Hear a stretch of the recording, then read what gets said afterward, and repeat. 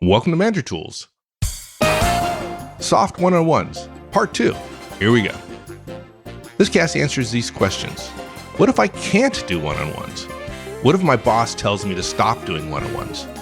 Are there alternatives to one-on-ones? Well, if you want answers to these questions and more, keep listening. Folks, one of our speakers at the M conference coming up October 9th and 10th in Dallas is Gerhard Gross, who works for Daimler, the huge car company. And he's had an entire career there. And he is going to talk about autonomous driving and how it's going to change the world, basically. If you were wondering when it's coming, how it's coming, you've got to hear this talk. He talks about it transforming cities, transforming the fuels economy, transforming car companies, and there will be new car companies, which is something it's very hard to do, as you probably know, and transforming our lives in terms of how we commute, where we live, public transportation, the streets we drive on, what kind of streets we'll need, the smart grid that will come up because of autonomous driving. And he says to me that the fact that I don't believe it puts me 10 years behind where car companies already know we're going to be. So that's an example of one of the 10 speakers we have at the M Conference, October 9th and 10th, Dallas, Texas. Hope to see you there. Okay, what's the positive approach here? What do? We can't have one-on-ones, but we can do something called a weekly update. But I'm going to be cautious there. I'm calling it a weekly update. Mike's calling it a weekly update. We want you to think of it that way, but we'll talk more about that in a minute. We're doing something because we still believe in trust that leads to results from retention. And we know that when it comes to trust, the answer is more frequent communication about things that are important to everybody, to both sides, you and them. So we're just going to communicate to our directs about things that are important to them without doing one-on-ones. Simple. We're not going to have a formal meeting on a regular basis. We're not going to schedule it. We're not going to call it a one-on-one. That's for darn sure. We're going to avoid naming it. And frankly, even spending any time talking about it. We're just going to talk to our directs periodically. If talking to our directs is objectionable, you're living in cloud cuckoo land and you need to move. Yeah. And the things you just described are the things that bosses sometimes react negatively to, right? The fact that it's scheduled and you're taking people's time, right? Just the idea you call it a one-on-one and it's some formal thing, right? So yeah, just eliminate all the reasons for the objections. Yeah. And look, again, we're going to call them weekly updates, but don't refer to them this way publicly. You'll notice that this cast is called Soft One-on-Ones. But we do so to communicate an idea, not to establish a name. Naming matters. Naming gives things extra weight. Giving things a name makes them easier to kill. Yeah. My God, if you called them soft one-on-ones and that got back to your boss, you're in at that point, you're in trouble. I mean, dude, you're just like. You think you can tell me you killed it only to rename it something different and do the same thing again? I don't think so, bub. No, I don't trust you. Yeah, calling them weekly updates. I mean, yeah, as soon as you put a name to it, your boss is gonna go like, oh, okay, so you just changed the name. Great. Yeah, there's a big difference between your boss saying, I want you to stop having one-on-ones, and your boss saying, I want you to stop talking to your directs and helping build trust. The first one is tolerated, stupidly, because there's a name and a structure and an intent. The second one, I want you to stop talking to your directs, is again, nut job crazy town. Yeah, and it's probably true that before one-on-ones, you probably did talk to your directs. Oh, sure. I at least hope. So the fact that you're still talking to your directs should be no surprise. And the fact that you're doing it more frequently, well, that seems like within reason. And I tried to avoid saying this, but I'm going to share it. This is not in the show notes. I'm just going to be real clear. Those directs who go to your boss, we don't want you to punish them at all, but there's a level of hell for those folks. I don't know, Dante would figure out what it is. It's not the 9th level, but maybe it's the 1st or 2nd. I just want you to know. And if you feel a little like you should cast a baleful eye in their direction, I'm with you. Just don't act on it. So don't announce anything. Don't brief anyone. Just start visiting purposefully with your directs periodically.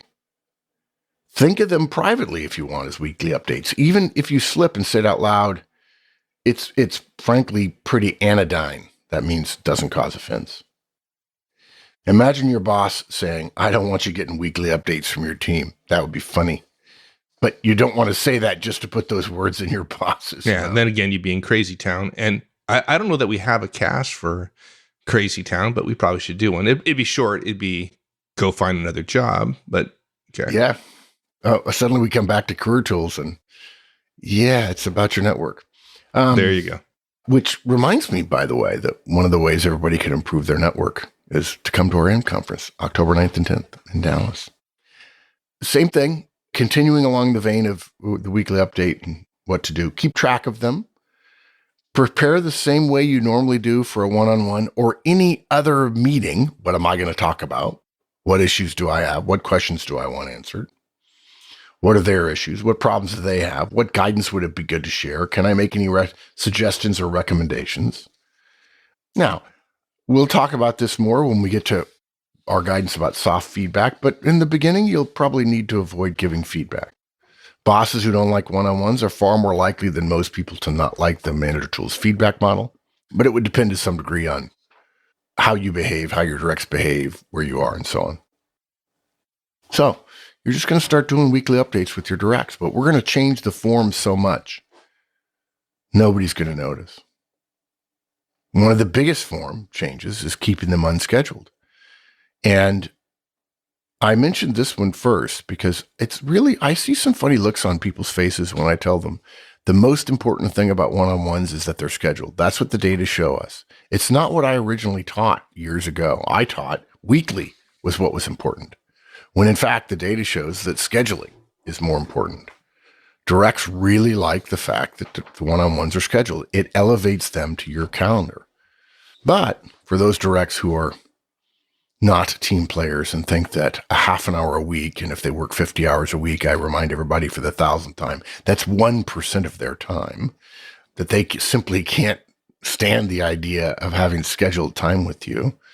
You know, in my bad moods, I think, well, gosh, I'm really sorry about that. I don't push too hard for role power very often, but I am going to push on this one. And if you really want to go to work at a place where you don't have to meet with your boss once a week for 1% of your time, you know, there are other companies out there, and secretly, I hope you go to work for one of our competitors. Yeah. Go start a YouTube channel. The moment you leave our company and go to theirs, the average IQ of both companies will be improved. Sorry. Yeah. You wouldn't say that. But no, I wouldn't say you that. think it. I think it. Yeah. Okay. So the scheduling of one-on-ones is a major part of their objectionability, if you will. Management and communication and relationships have all been stupidly, incorrectly relegated to the areas of personality, unteachableness, unmeasurableness, idiosyncraticness, charm, charisma, fairies, and rainbows. The idea that you can't work on your communication skills and that you can't behave in the most effective way with different people is beyond me. I know a therapist here not far from where I live who told me, your personality never changes. I said, well, you know, I got to tell you, I don't care about people's personality. I care about their behaviors. And he said, well, all behaviors are driven by personality. I said, no, they're not. Oh, my God. I couldn't even, well, anyway. Yeah, your behavior's without thinking. But, hey, yes, we're human beings. We can think. We can act against we're our animals. Yeah, We're animals. no We're kidding. dogs. Actually, if we're going to be animals, I want to be an eagle. Just kidding. An eagle? If I Yeah, that's a good if one. I were a color. No, I'm kidding. I want to be a raptor. Yes, a raptor. Can we go back in time and be velociraptors? There you go. Okay.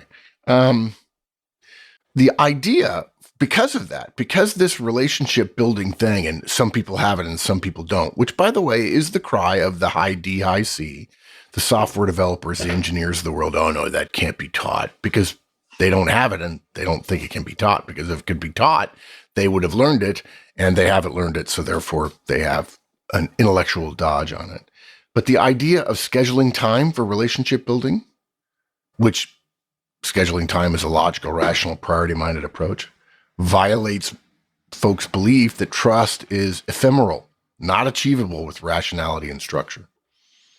And it's also true that the most narrowly logical and rational among us simply don't believe that trust is worth even 1 second.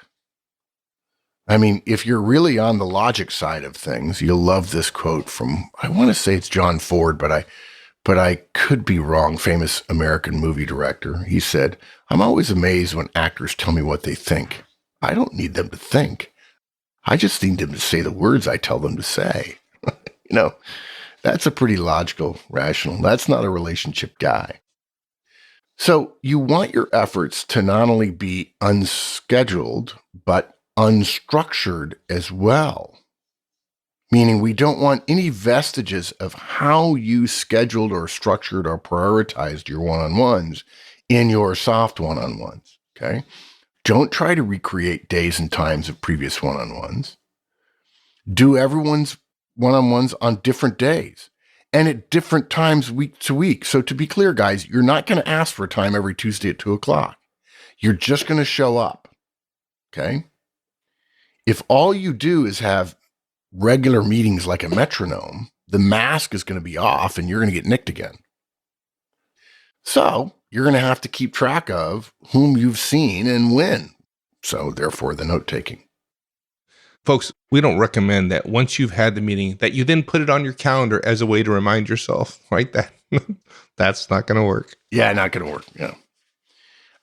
If you're used to Manager Tools one-on-ones, you may be thinking we mean to have you ask for time week to week. Send a text, send an email, setting up a time week to week, different every week. And then you would get lazy. No offense, it's happened. And you would ask at the end of this week's weekly update, hey, let's set some time for this next week as well. That is not what we mean. What we mean is showing up at your directs desks unannounced. Our experience is if you ask to schedule a time every week, it's just that much easier for your directs or your boss to see that as you changing the logistics of one-on-ones. And so you're going to get nicked again. The beauty of showing up unannounced. This is one of my favorite questions that I ask. I tell people all the time at conferences, okay, you ever been at your desk and you're sending a text or an email or a Slack message or an instant message to somebody on your team and you look up and they're right there and you're going to just walk across the hall and you got to get up and stretch your legs once an hour anyway, according to all the kinesiologists in the world, physical therapists in the world, doctors in the world. So, okay, you got to get up, stretch your legs. I might as well go talk to them. I'll save some time. Now, some of you, the pure high C's, like, no, I'm not going to do that. But okay, most of us do. And so you walk over there and you say, hey, do you have a minute? What do your directs almost always say? And the answer resoundingly is yes. And I look at them and say, it's not because you're awesome. The nearly universal answer, do you have a second, is yes. Okay, you're going to get time with them. Plus, by asking rather than scheduling, you're not going to get any pushback on the grounds of formality or force or whatever. I mean, imagine that your boss said to you, hey, I've noticed you've been going by your directs desks and sitting down with them, going over stuff. Yeah, it happens all the time. In fact, I did it before when I was doing one-on-ones, but I stopped. Oh, yeah, I don't like that. Okay, well, I'm sorry, I'll stop doing that. And then it's resume dust-off time. And then as soon as they say yes, you ask them, okay, let's go to my desk and let's talk. No, come on. Folks, if you don't know Mike, he does that all the time. He tries to trick me. So you meet at your directs desk. And this is really mostly about optics. Meeting in your office makes sense if you scheduled time and one-on-ones are an acknowledged part of your goal achievement strategy, I guess. But if you're not allowed to do one-on-ones, manager to one-on-ones, a different meeting with each of your directs individually in your office each week looks like a distinction without a difference.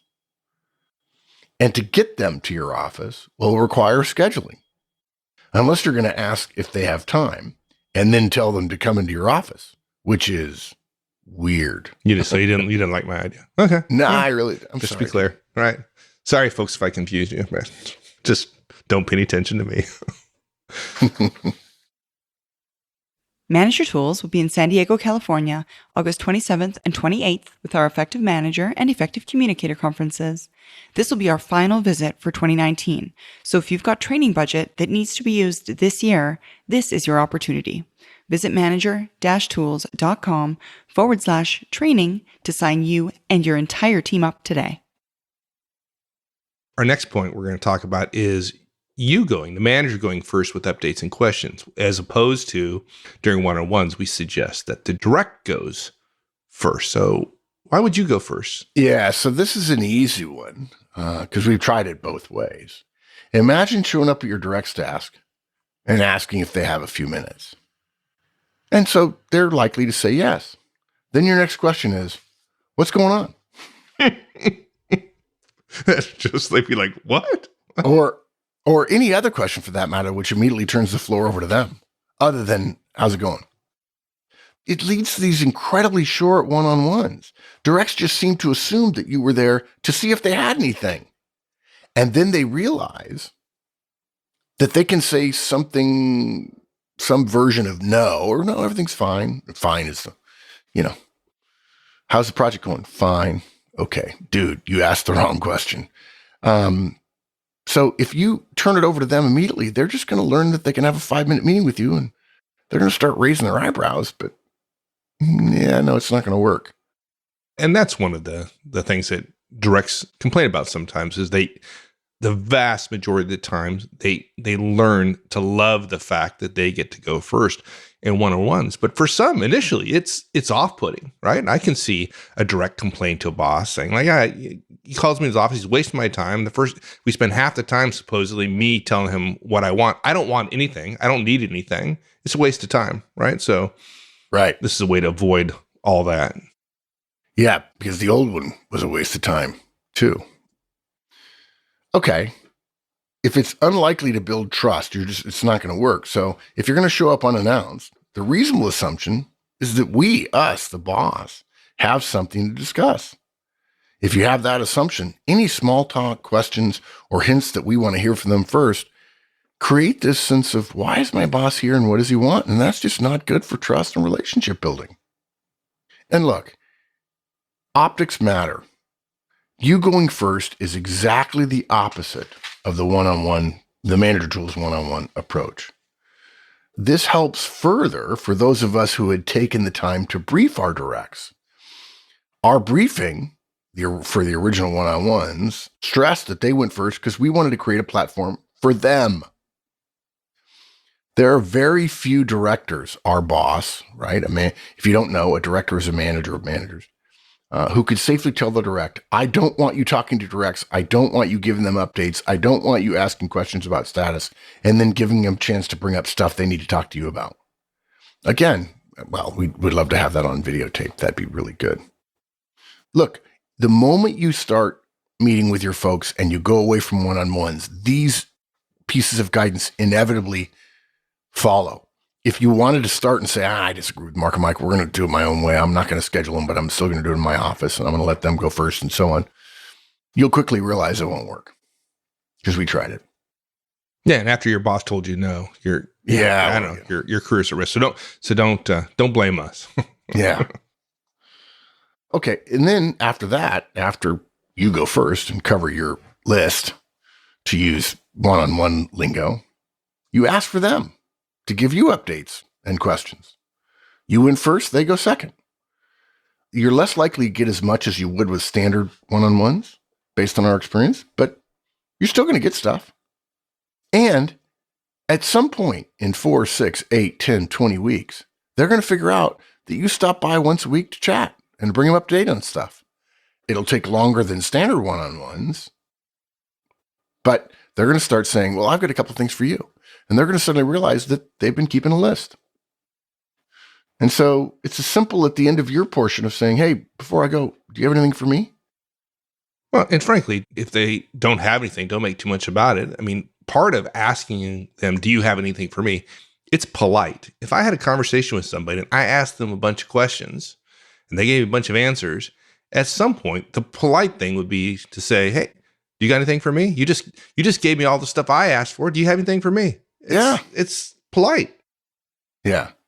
And again, it may take a little time, so don't overreact if they don't have anything very much for a few weeks. Some will, some won't. Come say, come saw. As we've said many, many times, I think we have a bullet on the slide at our conferences. Every one of your one-on-ones will be different because every one of the people that sit across from you are different. It's not about you. Okay, 2 more bits of guidance. One important, one just super simple. Take notes. I mean, look, this is really pretty easy. What other meeting or discussion do you have at work for which you've prepared a little bit where you don't take notes? When we tell managers they're going to take notes in one-on-ones, many are like, documentation, I don't know, legal. Is that what it sounds like? Yeah. As a management consultant, that's what it sounds like. As a grizzled old veteran. Okay, but here's the other thing. What meeting do you go to? And, we don't want to make this too much of a kumbaya session. What are we doing? Just standing around getting to know each other personally? It used to be 20 years ago, they would say huggy kissy. They don't say that anymore. And here's what's funny about that. It's like, dude, this is a business meeting. I don't want to take notes. What meeting do you go to where you don't take notes? Every once in a while, I get some guy says, I've got a great memory.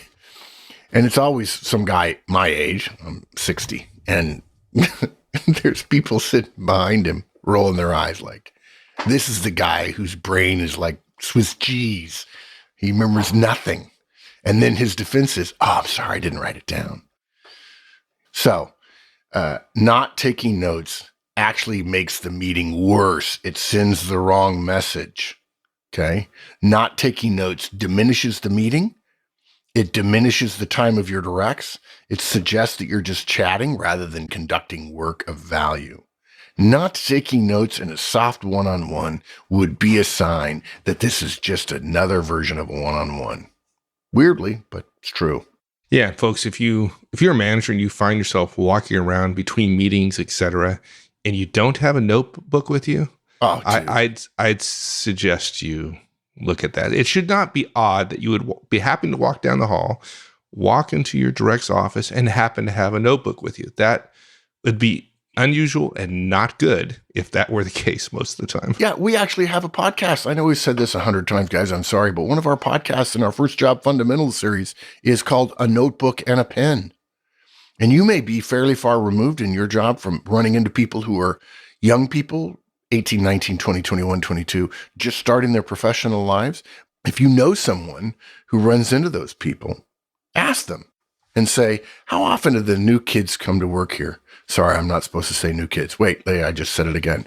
How often do the new kids come here and suddenly, they're not prepared. They don't have a notebook and a pen. And the person who's around those people all the time will roll their eyes and go, it happens all the time.